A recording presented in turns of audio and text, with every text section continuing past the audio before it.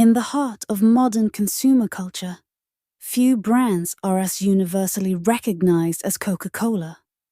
But hidden beneath its refreshing fizz and nostalgic red label lies a forgotten chapter of American history. One that ties this soft drink not to sweetness, but to a powerful and now illegal narcotic: cocaine. This is the untold story of how, yes, Coca-Cola once contained cocaine, and how that fact shaped both the drink and the society around it. The story begins in 1886, in Atlanta, Georgia. An American Civil War veteran and pharmacist named John Pemberton was experimenting with a medicinal tonic to help relieve his own morphine addiction. The result was a concoction he called Pemberton's French wine, Coca, a blend of alcohol, coca leaf extract, which contains cocaine, and cola nut, a source of caffeine. Inspired by the popularity of European coca wines and health tonics, Pemberton believed this combination would create a powerful restorative drink. And in a way, it did. Customers praised its stimulating effects, not fully understanding that they were consuming a psychoactive stimulant now known to be dangerously addictive. In 1886, Atlanta enacted prohibition laws banning the sale of alcoholic beverages. Pemberton adapted by removing the wine, and Coca-Cola was born, a non-alcoholic, carbonated version of his original formula, still containing coca leaves and cola nut.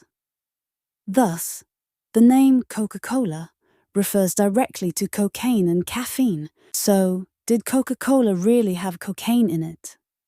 The answer is yes, but with some nuance.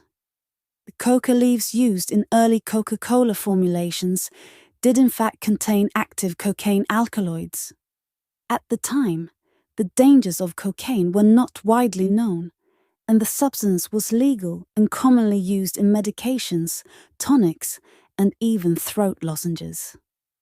Some historical estimates suggest that early versions of Coca-Cola contained as much as 9 milligrams of cocaine per glass. A small amount by today's standards, but still enough to deliver a noticeable effect. This wasn't seen as problematic. On the contrary, cocaine was marketed as a miracle cure for fatigue, headaches, and even depression.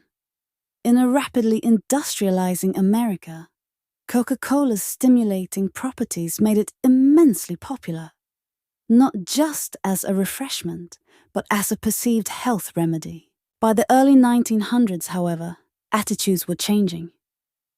As medical research expanded, the addictive nature and side effects of cocaine became impossible to ignore. Reports of overdoses, hallucinations, and psychosis began surfacing. Racialized panic also played a role. Sensationalist media began falsely associating cocaine use with violent crime and African American communities, fueling moral outrage and calls for regulation. Under increasing public pressure, Coca-Cola's leadership decided to reformulate the beverage. In 1904, due to both legal and social concerns, Coca-Cola began using a spent coca leaf, a leaf that had already been processed to remove the active cocaine, while still retaining its flavor. But here's the twist. This change wasn't widely publicized.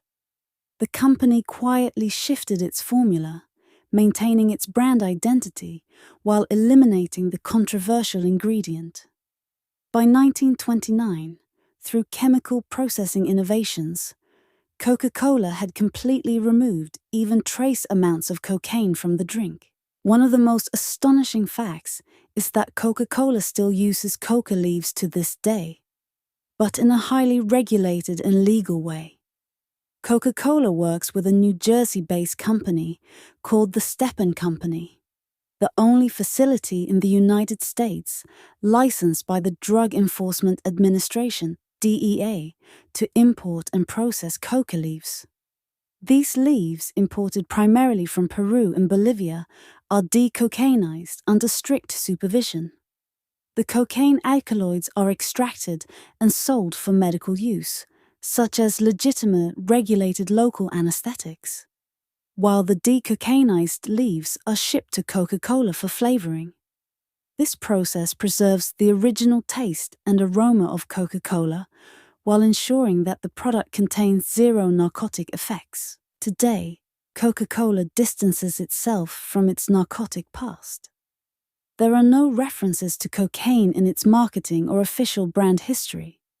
Yet, this early chapter is a critical part of understanding not just the brand's evolution, but also the history of American consumer culture and drug regulation. Coca-Cola's transformation, from a cocaine-infused tonic to a mainstream soft drink, mirrors the broader shift in societal norms, scientific understanding, and corporate responsibility in the 20th century. This story also underscores how major corporations can adapt and endure through controversy, often rewriting their own narratives while leaving behind the parts that no longer align with public sentiment.